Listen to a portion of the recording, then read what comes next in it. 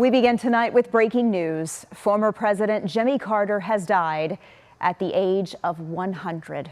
Carter had been in hospice care since early 2023. He passed away peacefully at his home in Plains, Georgia this afternoon, surrounded by his family.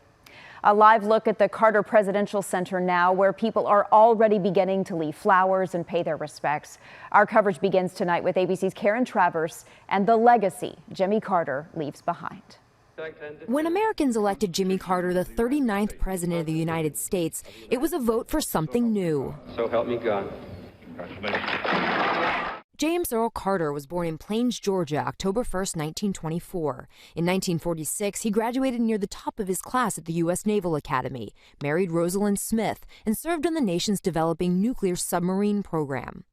He returned to Georgia to run the family business, a peanut farm, and launched a political career that took him from the local school board to the governor's mansion. I, Jimmy Carter, do solemnly swear. Then, in 1976, My name is Jimmy Carter, and I'm running for president.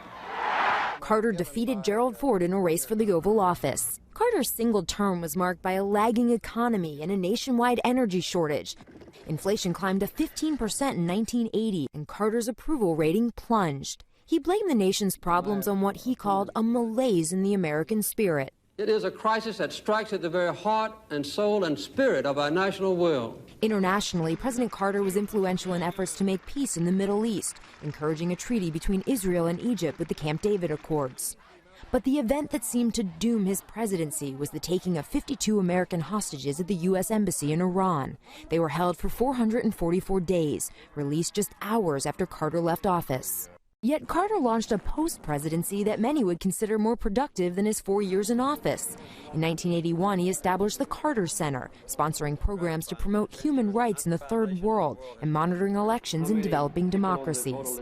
The former president and his wife volunteered their time and energy building low-income housing for Habitat for Humanity. In 1997, Carter was asked about his legacy. But I would hope that 50 years from now, whatever, that people would associate the words peace and human rights with my name. It was this work that in 1999 earned him the Presidential Medal of Freedom, and in 2002, the Nobel Peace Prize, leaving many Americans remembering him best for his achievements after the White House. Karen Travers, ABC News.